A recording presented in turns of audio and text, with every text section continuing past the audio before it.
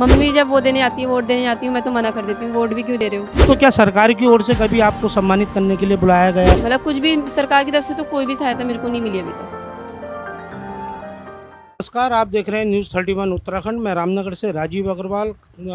आज हम खास बातचीत करेंगे, हमारे साथ खास मेहमान हैं। कहा जाता है कि मेहनत और कोशिश करने वालों की कभी हार नहीं होती है और निगाह सीधी हो तो मंजिल भी आसान होती है। तो हमारे साथ आज मौजूद हैं रामनगर की एक छात्रा नीलम भारद्वाज, जिन्होंने क्रिकेट की दुनिया में अपने रामनगर का ही नहीं बल्कि पूरे उत्तराखंड का नाम देश में रोशन किया है। अंडर 19 में कि एक टीम की जो है आप कैप्टन भी रही हैं और उत्तराखंड को चैलेंजर ट्रॉफी दिलाने में भी आपका बहुत महत्वपूर्ण योगदान रहा है। लेकिन जहां एक और आपकी बात करेंगे कि परिवार की आर्थिक स्थिति कमज़ोर होने के बावजूद भी इस छात्रा ने अपने हौसले को नहीं छोड़ा। तो आज जो है अपने हौसलों को बरकरार रखते हुए अपनी मंजिल की तलाश को लेकर आज लगातार जो है क्रिकेट की दुनिया में अपना नाम रोशन कर रही है। अभी बीसीसीआई द्वारा एनसीए का एक कैंप था, जो 2 महीने का कैंप था, वो कर अभी जो है 2 दिन पहले ही रामनगर अपने घर लौटी हैं। और सरकार पर भी कहीं ना कहीं उनकी जो है पीड़ा है कि सरकार भी जो है खिलाड़ियों को लेकर जो है पूरी तरह संवेदनहीन बनी हुई है। और वहीं स्थानीय जनप्रतिनिधि भी लगातार जो एक और खिलाड़ियों की अगर बात की जाए तो जहां छात्रा का अपना कहना है कि हमने बातचीत करेंगे अभी कि किस प्रकार का जनप्रतिनिधियों का रुख है और किन विषम परिस्थितियों में उन्होंने आज इस मुकाम को हासिल किया। हमारे साथ मौजूद हैं नीलम भारद्वाज। नीलम भारद्वाज, आपका स्वागत है न्यूज़ 31 उत्तराखंड में। और आपने क्रिकेट में जो है बहुत कम उम्र में आपने जो है पूरे देश में उत्तराखंड का और अपने शहर का नाम रोशन किया है। तो किस प्रकार का अनुभव रहा, किस प्रकार की कठिन परिस्थितियां आपके साथ रही हैं? जब मैंने स्टार्ट किया था तो हमारे पास ग्राउंड तो खैर अभी भी हमारे पास नहीं है, पर जिस टाइम पे हमने स्टार्ट किया था मैंने, तो उस टाइम पे MPHIC ग्राउंड है। वो भी मतलब कि हम लोग को ऐसा होता था कि वहाँ पे हमें मैट लगानी पड़ती थी, नेट लगाने पड़ते थे, रोज़ उसे निकालना पड़ता था, लगाना पड़ता था। हमारा आधा टाइम तो निकालने लगाने में ही चला जाता था।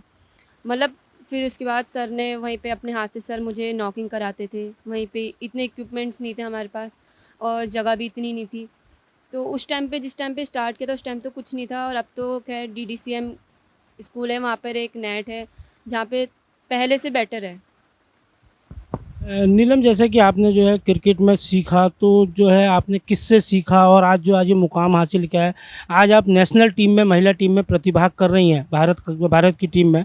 तो किस प्रकार का आपका जो है यहाँ कठिनाइयाँ भी रही हैं, बहुत विषम परिस्थितियों में रही हैं, और मतलब कि जो आज इस मुकाम तक आप पहुँची हैं, तो जो सिखाने में, क्रिकेट सिखाने में जो योगदान रहा, उसको लेकर आप अपना श्रेय किसको देती हैं? मैं अपना सारा श्रेय तो सर को ही दूंगी। पापा जब एक्सपायर हुए उसके बाद मैं जब फर्स्ट टाइम जब खेलने गई थी तो मेरा मन नहीं था। मतलब कैसा हो गया था कि मम्मी घर पे अकेले कैसे रहेंगी, 2 छोटे भाई हैं ऊपर से। पर फिर सर ने समझाया, मतलब सर ने मेरा हर चीज़ में मतलब मेरे को टूटने ही नहीं दिया। मेरे को कोई परेशानी महसूस ही नहीं होने दी। सब सब चीज़ सर सर कहते थे तू जा, मैं हूँ यहाँ, मैं खड़ा हूँ। जैसे आप घर छोड़ के जाती हैं, लंबे समय के लिए आप जाती हैं घर छोड़कर, क्योंकि उत्तराखंड का पूरा प्रतिनिधित्व आप कर रही हैं।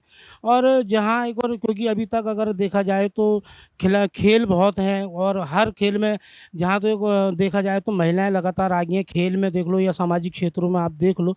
तो जब आप उत्तराखंड से बाहर आप प्रतिनिधित्व करने जाती हैं तो वहाँ के अन्य राज्यों के लोग भी आपको मिलते होंगे। तो खेल के दौरान कैसा अनुभव उनके साथ रहता है कि जो वहाँ भी प्रदेशों में किस प्रकार की स्थिति है, कि उत्तराखंड से अलग है या उत्तराखंड जैसी है, किस प्रकार की परिस्थितियाँ वहाँ के खिलाड़ी आपको बताते हैं? परिस्थितियाँ अब अलग अलग जगह है। जैसे उत्तराखंड में इतनी अकेडमीज़ पहले नहीं थी, पर अब देहरादून में इतनी अकेडमीज़ हैं। पर मुझे ऐसा लगता है कि जैसे मैंने और स्टेट में देखा, हमारे स्टेट में ज़्यादा ज़्यादा कैंप लगते हैं। अभी 1-2 सालों से ज़्यादा कैंप लगने लगे हैं, पहले नहीं लगते थे। अभी अंडर 19 के लिए खैर नहीं है अभी ऐसा कुछ, जबकि हमारी टीम चैंपियन थी। तो हाँ, गेम तो अलग अलग होता है क्योंकि अलग वहाँ अलग कोचेज़ होते हैं, यहाँ अलग अकेडमीज़ कोचेज़, वहाँ अलग फैसिलिटीज़ होती हैं। थोड़ा तो डिफरेंस है ही। महिला क्रिकेट के नाम पर आपने जो है उत्तराखंड का नाम देश के कई हिस्सों में रोशन किया है, ट्रॉफी भी आपने दिलाई है उत्तराखंड को। तो आगे आपका क्या लक्ष्य है अभी, कि अभी और भी खेलना है, या आगे क्या लक्ष्य आपका निर्धारित करा आपने? अब मेरा पहला तो वही है, इंडिया के लिए खेलना, इंडिया रिप्रेजेंट करना। अब लास्ट स्टेप है, अभी कैंप के बाद पता लगेगा कितने प्रोबेबल्स जाते हैं, उसके बाद ही पता लगेगा इंडिया के लिए। आपने प्रदेश के लिए तो बहुत कुछ किया, एक मिसाल आप बन गई हैं, नीलम एक महिला क्रिकेट टीम के लिए एक मिसाल बन गई हैं। तो सरकार की क्या अपेक्षा है, सरकार का किस प्रकार का सहयोग है, और जो स्थानीय जनप्रतिनिधि हैं जो बड़े-बड़े दावे करते हैं, उनको लेकर आप कितना सहमत हैं? मम्मी जब वो देने आती है, वोट देने आती हूँ, मैं तो मना कर देती हूँ, वोट भी क्यों दे रहे हो? क्योंकि कुछ मतलब ही नहीं है, वो लोग आते हैं, जाते हैं, बड़े-बड़े वादे करके जाते हैं, उसके बाद उनका कोई मतलब नहीं रहता है।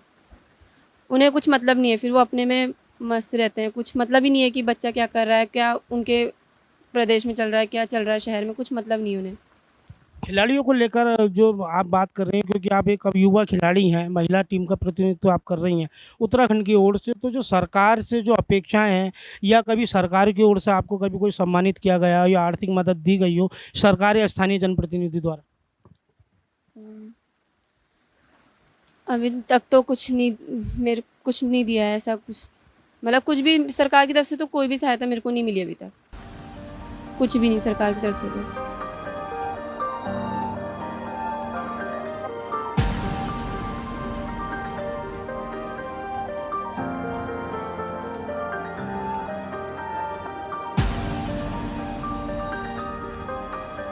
और ये जैसे आपने जो है उत्तराखंड की जो चैलेंजर ट्रॉफी में उत्तराखंड को जीत दिलाई थी, आपका शानदार उसमें प्रदर्शन रहा टीम की ओर से, तो क्या सरकार की ओर से कभी आपको सम्मानित करने के लिए बुलाया गया, या सरकार के किसी प्रतिनिधि ने आपको बुलाकर कभी आपका जो है हौसला अफजाई करी? नहीं, सरकार ऐसा कुछ नहीं, किसी ने भी मेरा ऐसा स्वागत नहीं किया है। देखा जाए तो कई सामाजिक संगठनों ने तो शायद, जहाँ तक हमने देखा है, कि मदद की है, आपको जो है क्रिकेट के संसाधन उपलब्ध कराए हों। तो जो आपका सहयोग कर रहे हैं या जिन्होंने सहयोग किया है या भविष्य में आश्वासन दिया है, उनके लिए आप क्या संदेश देना चाहती हैं?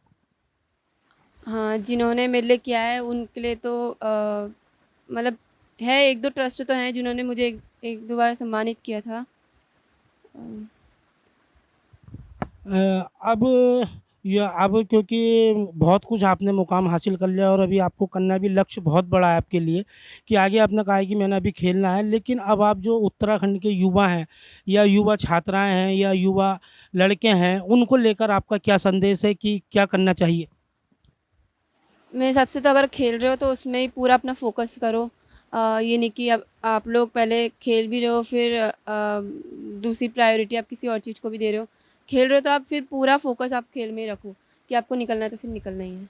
महिला क्रिकेटर अंडर 19 और अंडर 23 के अलावा जो है महिला सीनियर क्रिकेट टीम में आपने प्रतिनिधित्व करा, हमने खास बातचीत करी है किस प्रकार का अनुभव खेल के दौरान रहा, और कहीं ना कहीं जो है सरकार और जनप्रतिनिधियों की भी की जो कार्यशैली है उसको लेकर भी आपकी पीड़ा है, कि आज तक इतना बड़ा उत्तराखंड को उन्होंने चैलेंजर ट्रॉफी जो है में जीत दर्ज कराई, उत्तराखंड को ट्रॉफी दिलाई, लेकिन ना तो सरकार ने और ना सरकार के नुमाइंदों ने कभी ये जहमत उठाई कि इस छात्रा का हौसला अफजाई करने के लिए उसको सम्मानित करें। तो वही छात्रा ने जो बताया कि आज पिताजी की मृत्यु के बाद एक बार हौसला टूट गया था, कि खेलने ना खेलने की आपने ठान ली थी, लेकिन अपने कोच पर भरोसा जताते हुए आज उन्होंने जो है अपनी इस उनका हौसला था उसको बढ़ाते हुए रखा, और आज वो यहाँ तक पहुँची हैं।